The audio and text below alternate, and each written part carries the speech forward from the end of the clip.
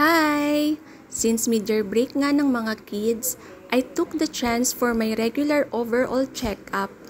Kasama kasi ito sa health and wellness checklist ko. Dito nga ako nagpapakonsult sa High Precision Malolos. Maaliwalas nga at spacious ang clinic nila dito.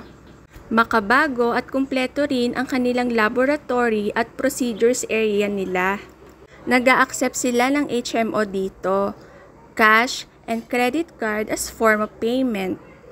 Ito nga ang first thing to do, mag-fill up ka ng form ng mga personal details mo. Ilalagay mo dyan kung for check-up ka ba or for laboratory. Kahit wala tayong nararamdaman na sakit, mahalagang nakakapagpa-check up pa rin tayo sa doktor. Dahil prevention is better than cure. Nakita ko pa nga yung friend ko nung high school, dito pala siya nagwo-work. Mahalin, ingatan, at pahalagahan natin ang ating mga sarili. Hanggang sa muli, bye-bye!